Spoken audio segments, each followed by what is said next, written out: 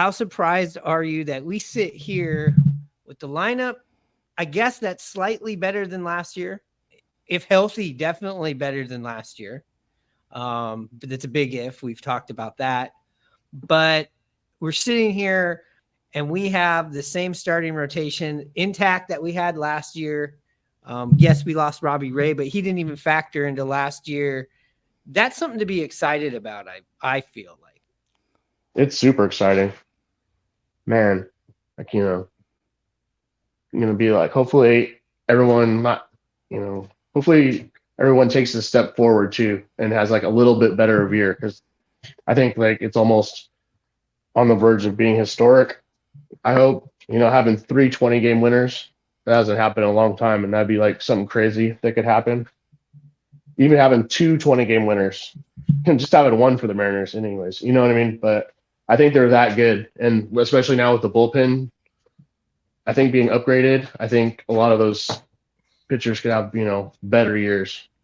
Kirby, Well, Logan, Wu, and Bryce Miller. I would be happy when you say if everybody takes a step forward. I would be ecstatic if Castillo, Gilbert, and Kirby gave you what they've been giving you. And you could see the improvement out of Wu and Miller. We still haven't seen them play or pitch, through a season on to the next season. I constantly always hear Ryan Roland Smith bringing that up. As happy as I am of seeing all 5 of these guys here, I still feel like you probably want to bring in a veteran.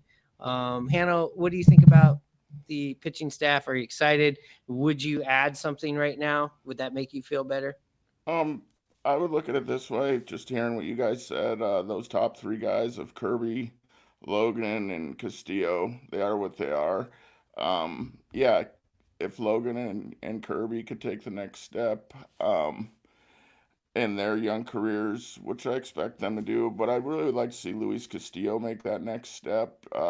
He was good when he first got here last year. He was really good, but for some reason it just didn't feel like he was as dominant as you'd expect him to be, and kind of Mm-hmm. how he pitched. So I'd like to see him make that next step. And as far as the two young guys, seen a little video that Miller's put out. He's picked up a splitter, looks really good.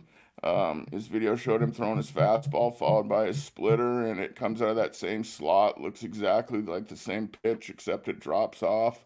So, they've talked about tunneling and all that stuff, so it looks very good that way. All the ball tunnels out of his arm. But for me, with Ryan Roland Smith, I definitely feel like what he's saying. Those guys were gassed at the end of last year, and they didn't even make a full season. This is a big step, their second full season in the show, and to make 30 starts or however many it is, it's going to be interesting to see how that gas tank's going to be for those guys. So that would be my concern with them as far as their stuff and who they are as pitchers. I feel that they're going to make those improvements. For me, it's just their endurance. Yeah, and Hannah, Yeah, that's right. exactly my point of why we need to pick up another pitcher to take some, pressure off the, so many starts. That's how I feel. But that's probably what Emerson Hancock's going to be for. I mean, I'd love to get Snell in here, former Cy Young pitcher. I just don't see him. Mariners first spend the money, but then what would you do with put Wu in the bullpen or something, or does that screw him up, or could you have Miller start a game and then bring in Wu right after for the pitch 6 innings, each of them go Hmm. 3 or 4 or something like that, and have a Snell. I mean, there's a lot of ways to do it, but and then flip flop them, have Wu start and Miller come in after. But with the Mariners, the way they run their bullpen and run them ragged and use a lot of guys, I mean, that's a tricky thing to do, and then especially to spend money. Like I said, that's the biggest thing for me. Not seeing that the Mariners would bring in a guy like Snell, but are you guys talking more of a lower tiered guy that's out and available? Yeah, I I would. personally, I think yeah, I would. I feel like that's what's realistic. I think if you would see a Snell, you're right. There's no world that they're just going to add more money, that big of Hmm. money to what's going on. I think that's something where if you bring in Snell, there has to be a lot of things being moved. Jerry Dipoto is not scared to trade guys before he fits them for a uniform. So I feel like if you were going to bring in Snell, you'd have to see 2 or 3 different confusing moves to make that happen. So maybe if we start seeing some confusing moves, maybe that means we are going to go after that. But more than likely, I think you're just going to be grabbing some sort of lower tier veteran just to not have to force. I know you want to see Hancock or somebody like that come up, or one of our guys from the pipeline step in there, but you also just want to have a veteran step into those spots, like especially in June when injuries start happening, versus just scrambling down to the farm, just hoping that somebody's going to come through. And then you're asking somebody to be in positions that they haven't been in, pitch more than they probably have in their career. So I feel like that's where having Robbie Ray come back mid-season was a big luxury. But again, he didn't factor into last year, so it doesn't really like hurt or bother me that he's gone. I feel like maybe Jordan Montgomery. He's like that tier down. Then another tier down from that is, do you want to spend Blake Snell's, 20 million, 23 million, 20 million plus? And then it kind of, depends on salaries. And, even if it was just getting a guy for 4 million to take some of the pressure off our starters, but I guess I'd like to see Emerson, if Emerson became not an option, that's what I would want to see. I guess we'll be forced to make a move if Emerson's not going to work out. Yeah, I mean, as far as Montgomery, yeah, he is a next tier down, but he's still a high price guy in my opinion. About 19 million. Yeah, and there's no way that's going to happen. And so it all just comes back to, it sounds like, with us just talking in a circle here and discussing that it's going to be probably Emerson Hancock is their choice, without maybe going in to sign a long reliever type spot starter guy, but we'll see. The other rumor was trading for Dylan Cease, but that would probably involve Woo.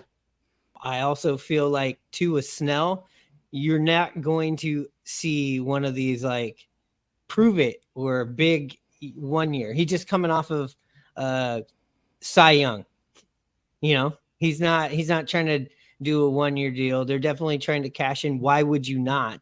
Yeah. And that's why I don't see that the Mariners are going to do it. If this wasn't Seattle, if we didn't have all the hoopla during Thanksgiving week, I wouldn't even consider it. I wouldn't even waste a minute of talking about it on here. But it is one of these things that is a topic that people want to hear and talk about and fantasize about. But unfortunately, I do not see him coming there. I hope this is a cut that we cut back to when I am wrong about it. But here's the thing.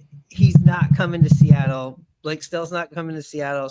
Seattle's not going to get him. Book it. Are you with me, Hanno? Yeah, I've heard the Mariners haven't even had one conversation with him, and we know, talking earlier on in the offseason, how he had hinted about it and talked about it and made his, media tour at the Husky games and Kraken games or Seahawks games, and for then to be reported that the Mariners have not even had contact with him. Of course they're going to say that. Of course they're going to say that. I believe it. I believe him too. Yeah.